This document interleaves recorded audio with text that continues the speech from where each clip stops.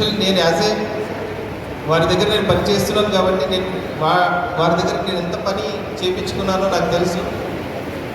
So ఏదైనా సిచ్యువేషన్లో ఏదైనా వర్క్ చెప్పినామంటే అది అయిపోయినట్టే. మనం ఇంకా దాని గురించి టెన్షన్ పడాల్సిన అవసరం లేకుండా తను వర్క్ చేశారు. వర్క్ చేస్తే ఎలా ఉండాలి అంటే మల్లికార్జున్ సార్ లాగా వర్క్ చేయాలనిపించేది. అంత నీట్గా పర్ఫెక్ట్గా అండ్ ఎట్లా అంటే ఒక తనకున్న ఆఫీసర్కి చాలా అంటే నచ్చినట్టు పని చేయడం అనేది ఆయన నైజం. ఆయన వర్క్ విషయంలో అయితే మీకు అందరికీ తెలిసిందే.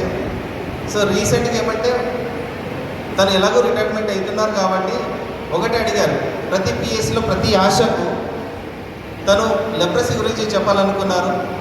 ఒక షెడ్యూల్ వేసుకున్నారు. తను వేసుకున్న తర్వాత ప్రతి పిఎస్సికి కూడా వెళ్ళి తనకున్న నాలెడ్జ్ అనేది ప్రతి ఆశ లెవెల్ వరకు ఇవ్వడం అనేది జరిగింది.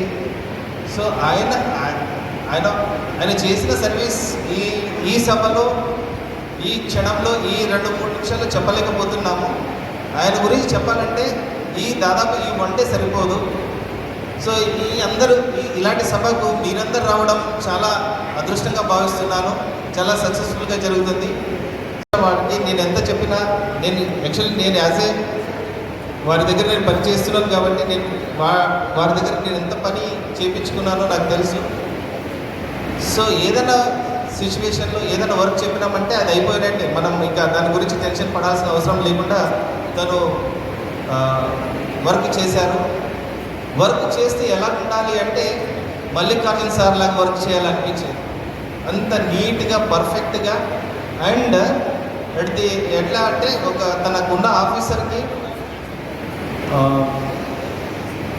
చాలా అంటే నచ్చినట్టు పని చేయడం అనేది ఆయన నైజం. ఆయన వర్క్ విషయంలో అయితే మీకు అందరికీ తెలిసిందే.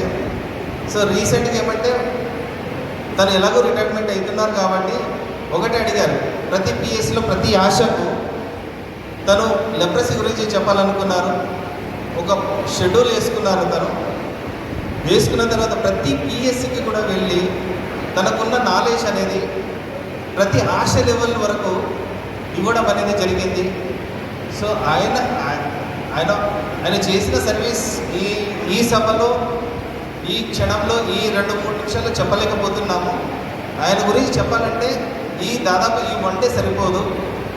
సో ఇలాంటి సభకు మీరందరూ రావడం చాలా అదృష్టంగా భావిస్తున్నాను. చాలా సక్సెస్ఫుల్గా జరుగుతుంది.